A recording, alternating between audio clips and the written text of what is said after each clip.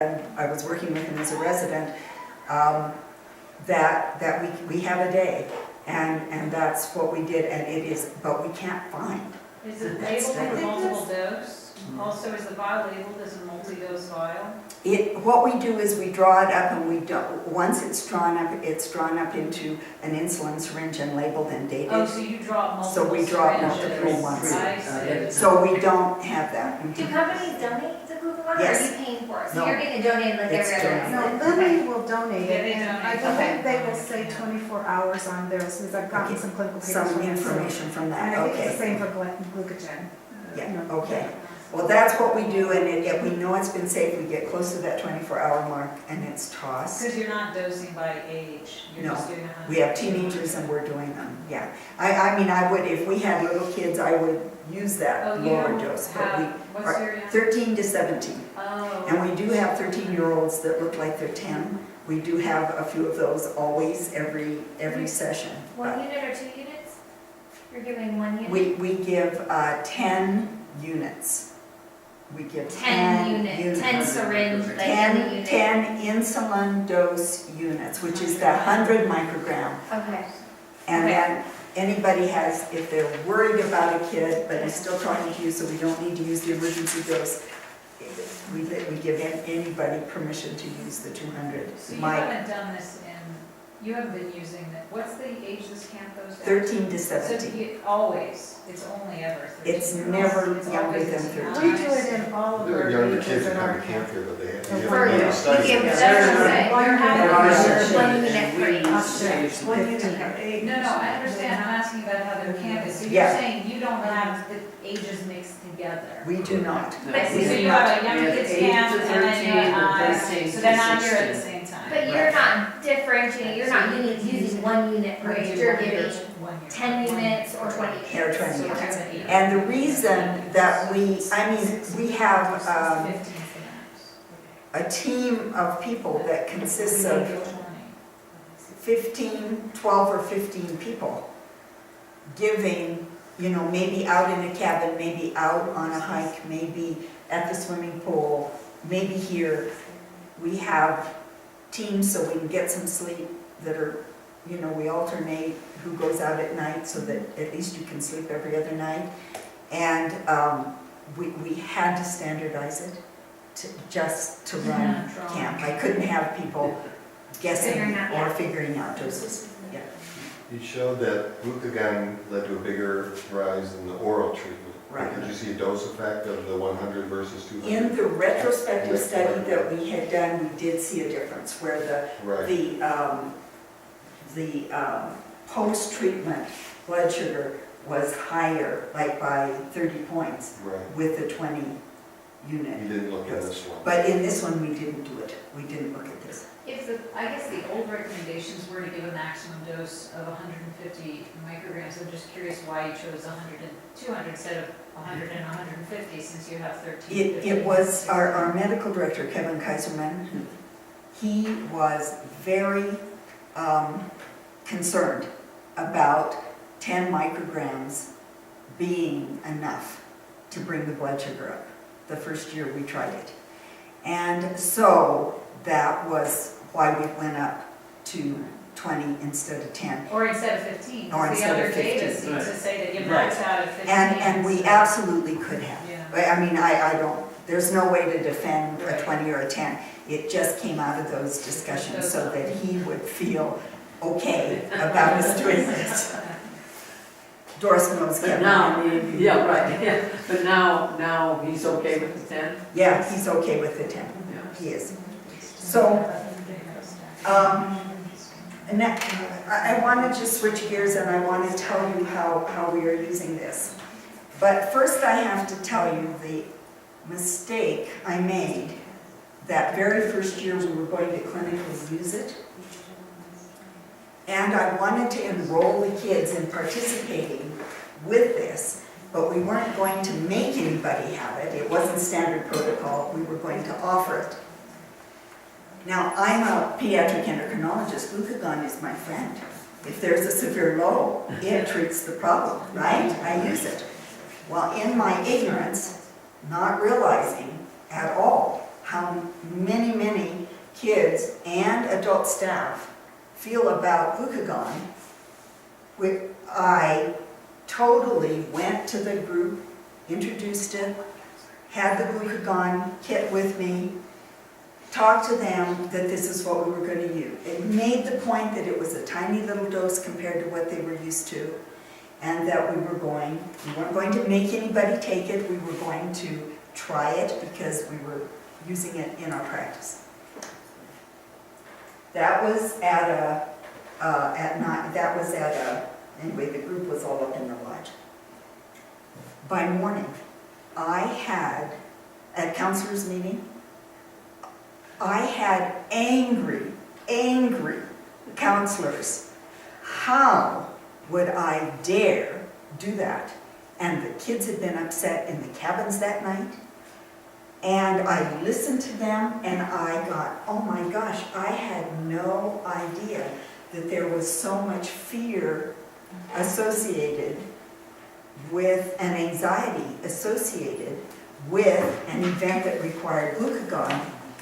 And it wasn't the glucagon, it was the event, but to these kids and staff, it was absolutely, we had an angry group even thinking about this. So I got that I had totally not handled that well. So we ran back in here, we had about 20 minutes until they were all going to be out at the campfire setting. And we put a skit together with somebody who was going to be the hypoglycemic person who, not seizing, they love that when they jerk around on the floor, but somebody who was low and needed treatment. And we had a 50-unit syringe that represented mini glucagon, and we had a pail of water. And did the whole skit where somebody's low and the standard treatment is to dump a whole water on. The kids love that, especially when it's a doctor that got soaked, and all this. And then we did it all again with mini glucagon and used that and had the person in a few minutes be totally happy and not wet. And we just did this skit. And it helped do damage control for what I had done the night before. And so we had some people starting to use it. And Ryan said I could tell you this story, said he'd come down so I could tell this story. But he was one that was resistant. He did not want to do this. And so we were hiking to the lake, and one of his campers was low, and he stayed with us and the rest went on. And we were probably there 10 or 15 minutes anyway for the camper to come up. And by the time the camper came up, Ryan was low. And he was bummed, he was feeling compelled to get back to the group. And I just I had a little glucagon in my fanny pack, and I just pulled it out and I said, "Sorry, Ryan." And I gave it to him. And he went, "Okay, we'll just see what happens." And 5 minutes later, we could start walking. He was feeling better already. And it was a few of those kind of circumstances that started shifting this. And then once a few kids started using it, then it gradually, other people would try and the staff would try. And she comes back every year, one of the counselors comes back every year, and we were on midnight rounds and we were using it for the kids, and we don't wake up the counselors unless they tell us to. And while we were in her cabin, she got up, she grabbed the pitcher of juice, sat down on the floor, and literally drank half of it. And in the middle of her drinking, I said, "Please, can I just give you a little bit of glucagon?" And she would not hear it. Well, of course, later her sugars were absolutely sky high. Have no idea how much she drank, but like half a pitcher. And it just started to, we could show we weren't having those highs in the morning when we gave the glucagon. And that's sort of how it started to be used. But we have to be sensitive. I had no idea that fear that they have about glucagon. Is there any liability with using glucagon? And then after, so these kids are here and they realize how great it is, they don't have to eat this juice, drink the juice, and blah, blah, blah. And then what happens when they go home? Are families using this at home or? We are in our practice, You are. and I will Is tell, insurance covering it? they cover it. We don't say how we've used it, whether we've used 10 or 10 units or the whole ml.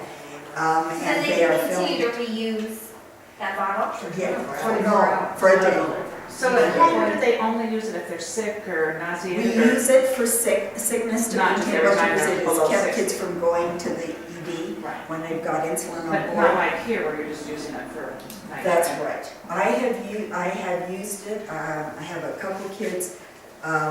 One of my patients played volleyball, and she came in one day and she was just frustrated and depressed because she had gotten low, and then 30 minutes later, her sugars weren't up at all, and she felt terrible and she couldn't go back and play. I said, okay, let's try this.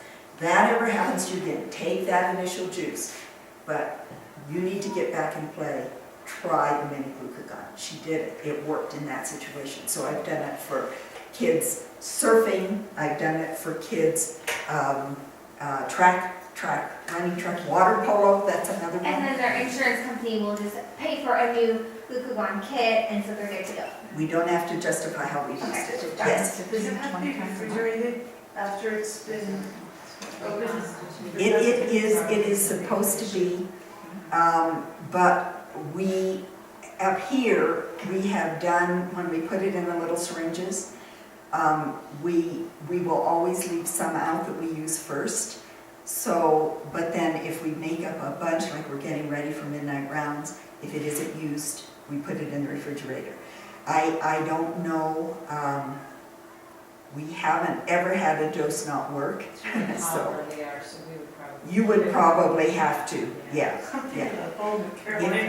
If it's in here, or at night up here, it is not hot, we are not, it's not a problem, yeah.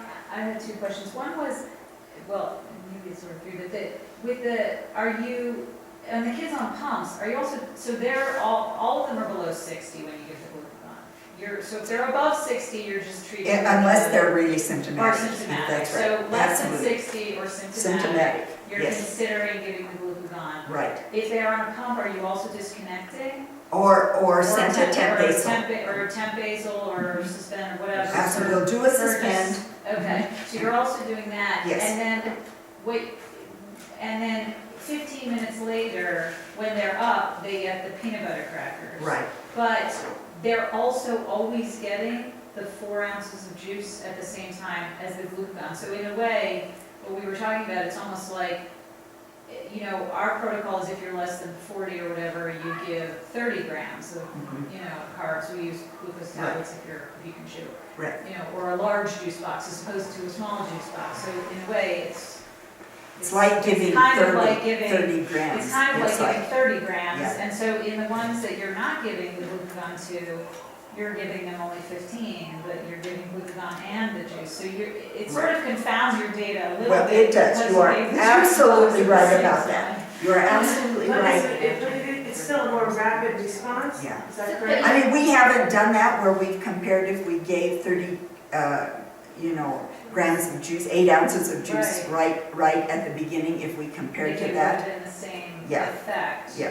What it stops is the kid that has the juice and it comes up a little, Right. and then another juice and it comes up a little. Right. And, or some of the kids will automatically want more, they want that 8 ounces right at the beginning, because they'll say, this isn't gonna, this You isn't don't going know, to. so you just give them the Just give it glucagon, to give them the 4 ounces of juice, and then you retest and you. We retest in 10 to 15 minutes. Okay. 10 minutes, the sugar is coming up, 15 minutes, it's up.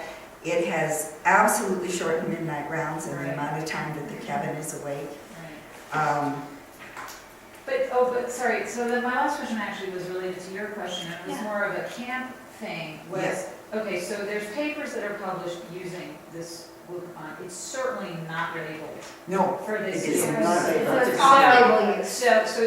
So it's clearly off-label use that the data suggests that it's safe and effective and whatever. So from a liability standpoint, in terms of standard of care management at camp, everybody's been comfortable doing that Yes, and what we did is the without first, consent forms? yes, well, I mean, the study was consented. That's consented, But- but in But now you general, don't, for now you're not No, doing the what study. we did the first year where we clinically tried it, the letter that went home with the kids At the end. told the parents that this is what we had done.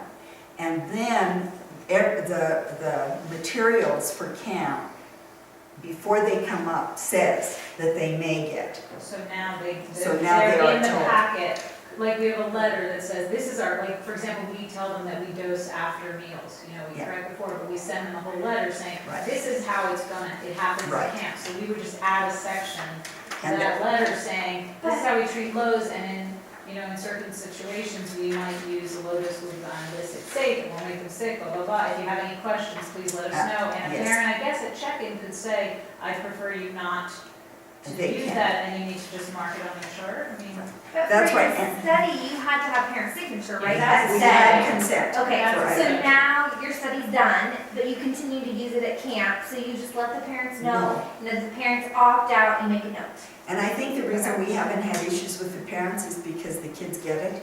They just get it, that they're here, they're gone, it works, I'm not sick, I feel good again, I'm out of here. and especially to get back in the pool.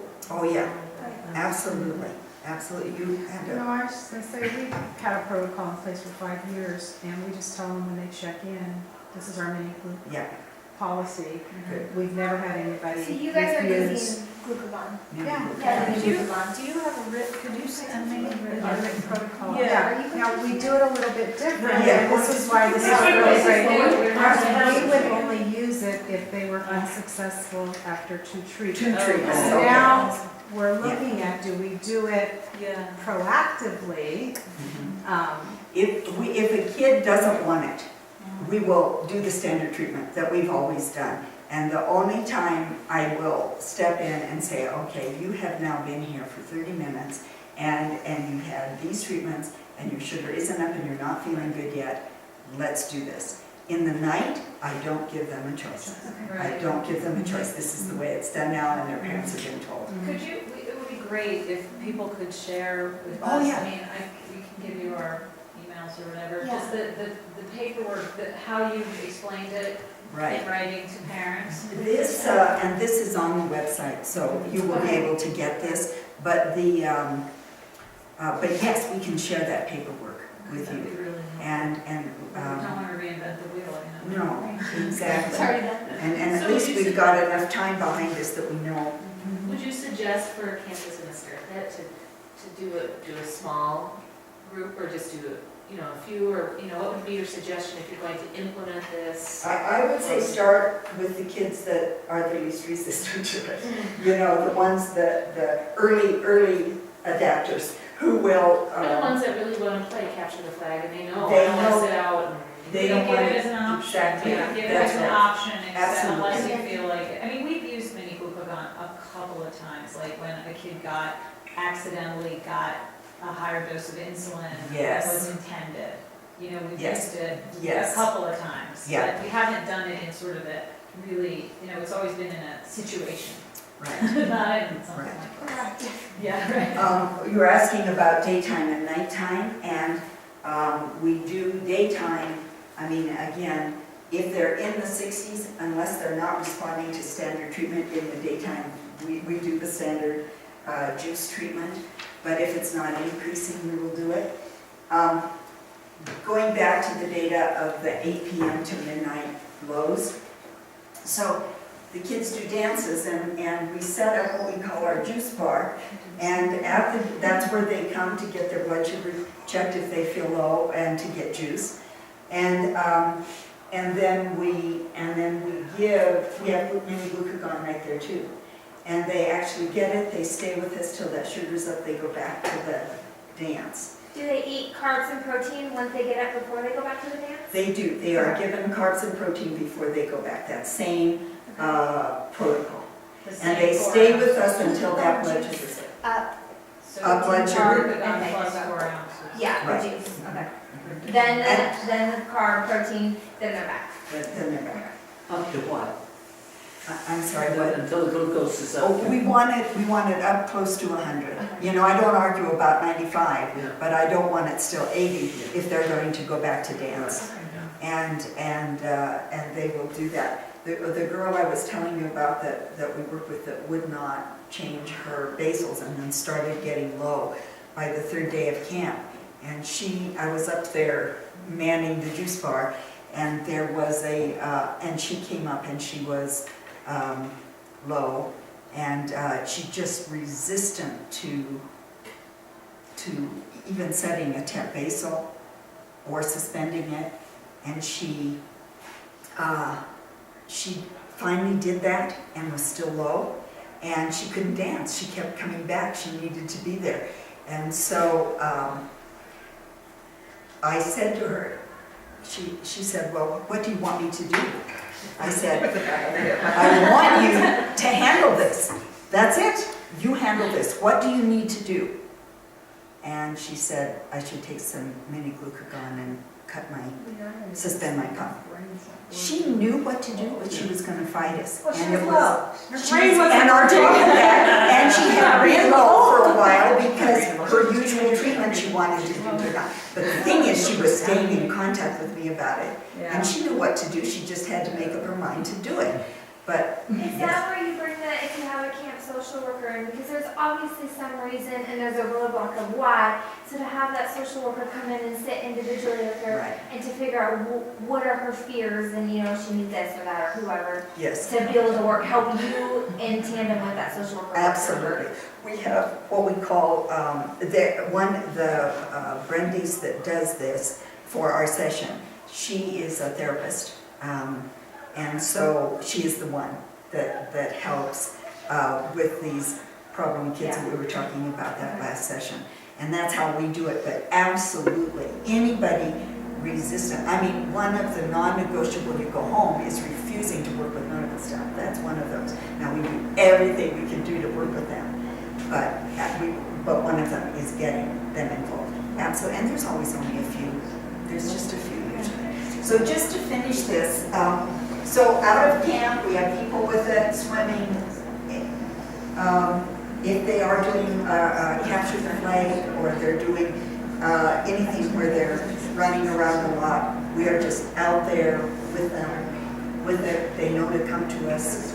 And now, and this last year was the 3rd year we've done it. There are so many kids that return. They are just used to this, and the new kids pick it up. And they'll go, yeah, I guess I'll try it. You know, it's no battle anymore. We didn't let it be a battle, but I sure had to back off and be sensitive to where they were.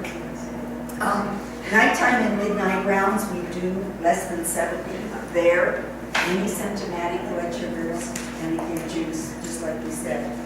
Now, so we had what the staff, not this summer, but in 2012, we had what they called Diabegeddon. That was their term. And this is what happened. And the kids had been getting regularly 30-gram bedtime snacks, and we covered it. We saw them, we covered it. They got a protein with it. And that was the tradition. One night, and I should have seen this coming, so should everybody else, but we didn't. The bedtime snack was root beer floats with graham crackers, 30 grams of carb. And at 11:30, so that was between 9:30 and 10. At 11:30, the kids started, we hadn't even started midnight round yet. Kids started getting low, and they started coming up here. So sent them out midnight rounds early because they were getting low. And for the next 2 hours, I sat here, I never moved. I made mini glucagon syringes as fast as I could. The staff that were patrolling gave up patrolling. They were the ones that were running up, they need more glucagon, we've got more kids low, this kid we can't, you know. And then we had another group of staff that were still up making peanut butter sandwiches, and we had 80% of the camp low in 2 hours. I have never in all my years, 20 plus years of doing this, ever had anything happen like this. And when it was all over, by 2:30 it was over, we didn't have a seizure. We had a few kids we couldn't wake up that had to get more than a mini glucagon. But nobody, there was no, I mean, it was just a miracle. Probably my blood pressure and heart rate was sky high for 2 hours probably, but as we were making this.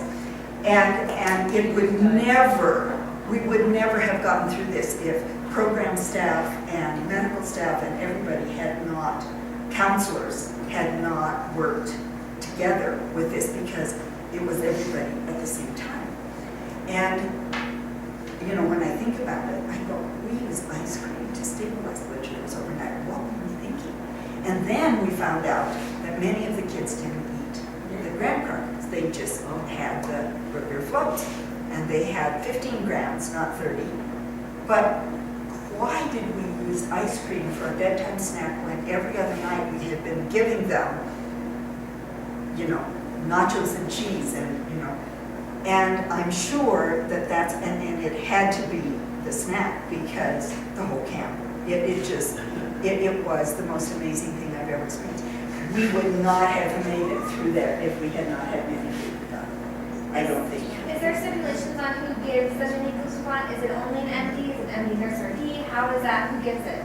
And what is your In most of the situations, it is a licensed person, so be it Okay. RN, resident, MD. But if a medical student is for some reason by themselves, and we have taught them how to do that, but normally it's a licensed person. and not an RD? No, but we have had RDs up here that are CDEs, and I would let them do Okay, that. you'd let your RD CDs? Mhm. Okay. Give that, yeah. But the regular RDs that are up here, they would not.